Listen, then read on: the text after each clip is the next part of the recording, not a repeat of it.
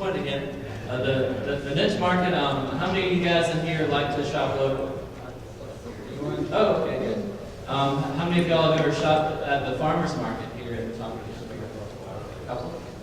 So for your local, say, your local food options, trying to get out of that niche market, of course, getting those, getting that local food into the normal shopping market would be one way to sort of expand the people that it talks to. So, taking, and a lot of grocery stores are doing that now, even some of the non-earth fairs and non-whole foods will have a local produce section.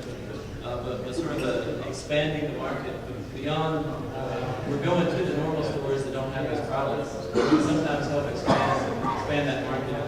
I've seen the Boone Bar, I know they have those candy bars that they make here in Boone. I've seen those in all kinds of strange places, all across North Carolina, so that's a good success story.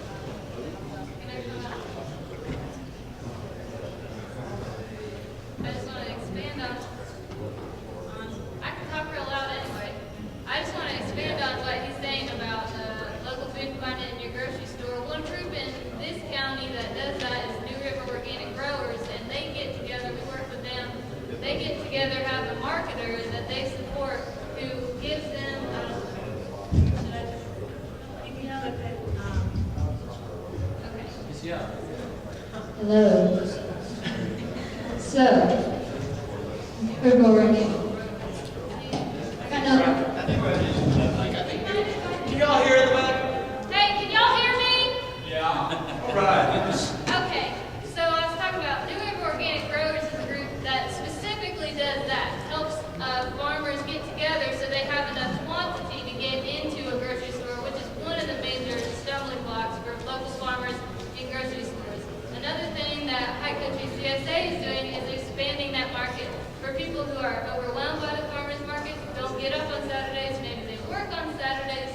We've got a second day people can pick up local food, and we can provide food all winter, which is a huge, huge obstacle in this county, is that, and the High Country in general, is that no one thinks you can grow food here over the winter, but you very well can. You can have fresh greens, you can have a lot of fresh food with very little extra infrastructure. So that's another thing I wanted to bounce off that, was that some of the obstacles, like, well, what do you eat in the winter? There are things that we can do tenfold of what is happening right now to get local food to people over the winter and expand access. Another thing we do is we're working right now to get EBT benefits, which you can now use. That's for y'all who don't have kids and a small budget. That's what food stamps are now. It's called EBT or SNAP. You can use that at the farmer's market now. You can also, we're getting our own scanner machine, so you can use that towards the share price for the CSA. So these things are going on, and I think people just need to keep supporting it, like they're saying. Look, and when you see a local food section at a grocery store, look and see. Does that mean South Carolina? Does that mean Florida? Does that mean, within 100 miles? And maybe it takes asking the produce manager and kind of being a little bit of a butt about it to, get the point across, because they do have to, at some point, they will react to consumer interest. And then I'll pass it on.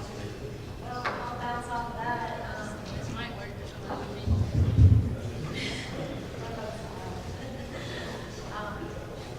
Can you hear me?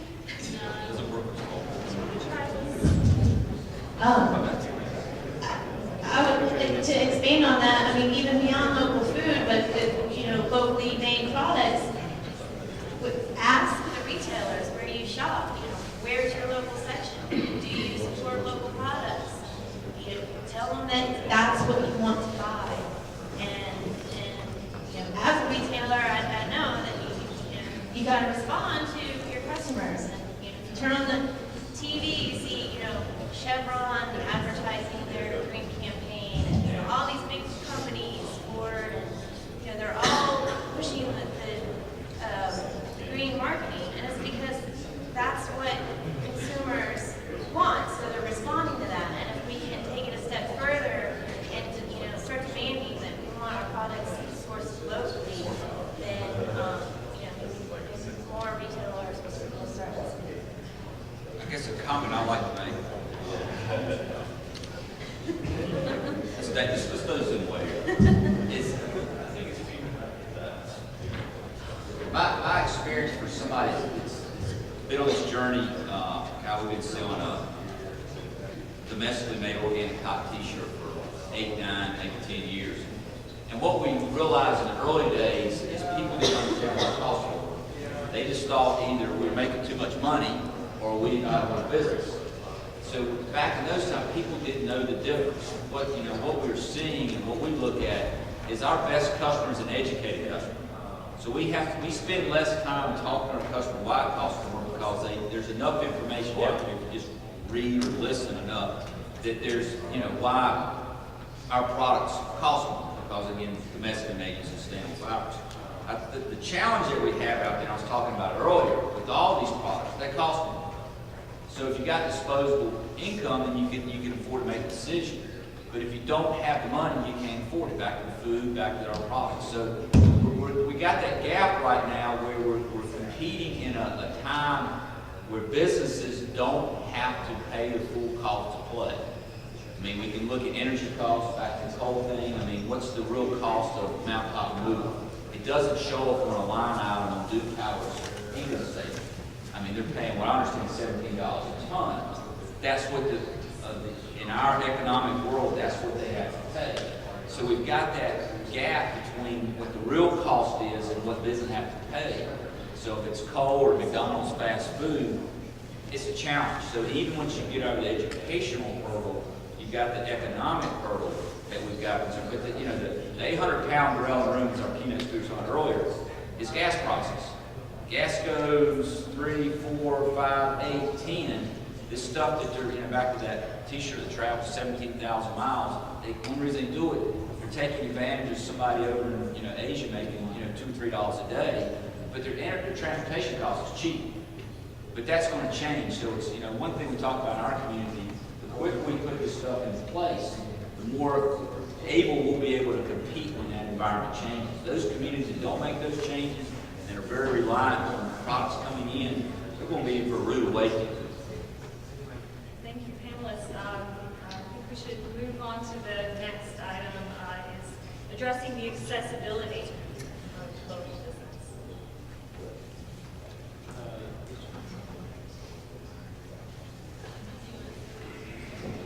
I was going to, like, as a springboard, what we talked about earlier, and touch on local goods and everything, maybe integrate what we're doing with this couple of our, can you hear me?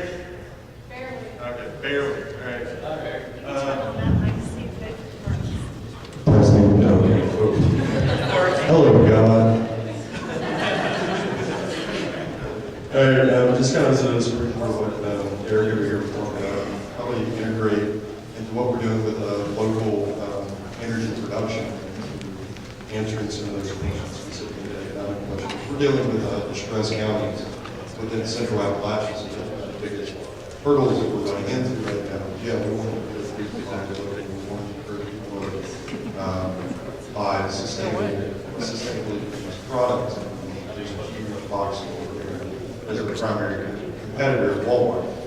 So what we're doing by integrating renewable energy, specifically PV, wind, and by emphasizing locally owned renewable energy, is we have that well generation component where that one, you're providing a lot of that wealth where they can access those markets. And we're also linking up the local governments and municipal governments with some of the carbon offsets, some of the renewable energy credits from these products, and they're generated back to those local governments so they can actually stimulate energy efficiency, specifically like what we were talking about, programs utilizing food stamps so they can purchase some of these higher price commodities locally for all vegetables and food.